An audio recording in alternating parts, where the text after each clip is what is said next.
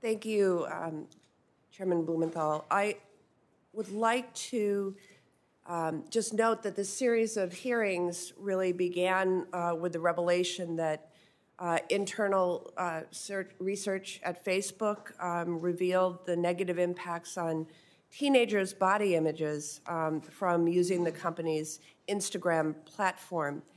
And we learned, based on research by the chairman's staff, how quickly somebody on Instagram can go from viewing content on healthy eating to being directed towards postings that focus on unhealthy practices, including glorifying eating disorders.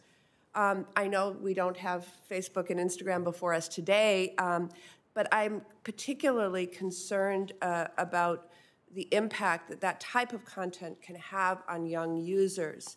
I recently joined Senators Klobuchar and Capito, with whom we sponsored the Anna Weston Act, legislation to support training and education on eating disorders, on a letter to Facebook and Instagram seeking more details about how they handle this issue. But I want to ask each of you, can you briefly outline the steps your companies are taking to remove content that promotes unhealthy body image and eating disorders and direct users to supportive resources instead?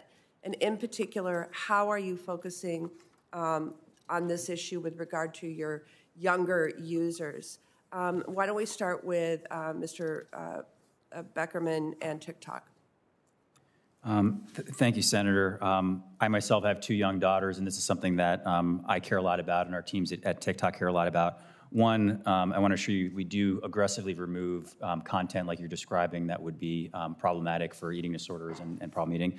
Second, we work with outside groups and direct people that are seeking help. And one thing we've heard is that people that are struggling with eating disorders or other weight loss issues come to TikTok to express themselves in a positive way, and so it has been a more of a positive source.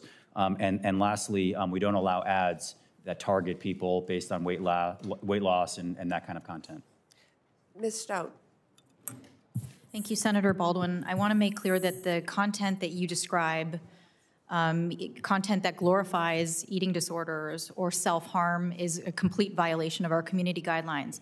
Also, as I described earlier, we don't allow unvetted, unmoderated content from being surfaced up to our users. Discover, which is our media publisher platform, which we partner on with people and publishing companies like the Wall Street Journal or NBC News, all of that content is vetted and moderated ahead of time.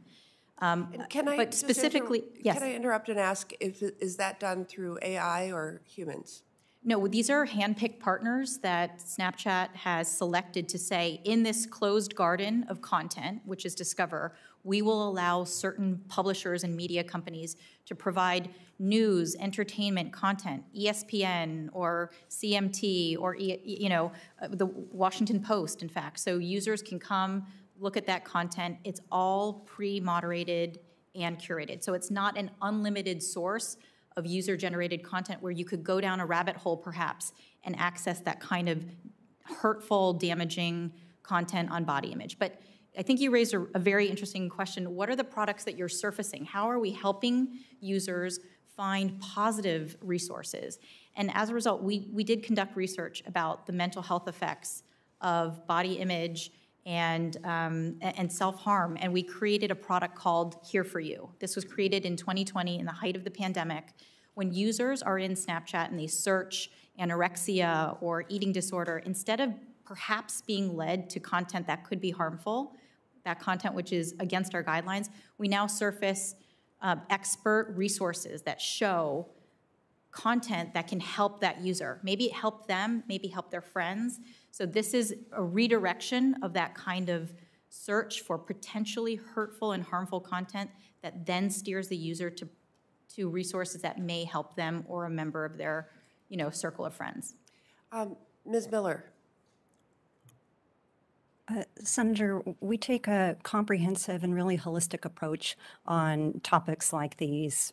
We prohibit content that promotes or glorifies things such as eating disorders. It has no place on our platform. But we also realize that users come to share their stories about these experiences or find a community, let alone to find authoritative sources, which is what we raise up on searches like this. In addition, we also roll out programs and initiatives such as the With Me campaign, whereby we are encouraging users to spend their time, particularly during COVID, in pursuing healthy habits. So we look at this in a very holistic way to make sure that YouTube is a platform where people come and they have a healthy experience, and we again prohibit the type of content that glorifies or promotes these issues such as eating disorders. And just if I can follow up the same way I did with Ms. Stout, when you remove content, how are you filtering that out? Are you using artificial intelligence, or are you using a team of humans who are, a team of people who are looking at that content and deciding whether to remove it or not?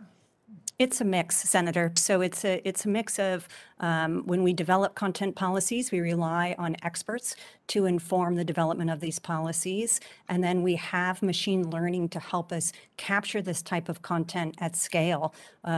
You'll see in our quarterly transparency report that more than 90% of content that violates our community guidelines are flagged originally by machines. And then there's a mix of human reviewers.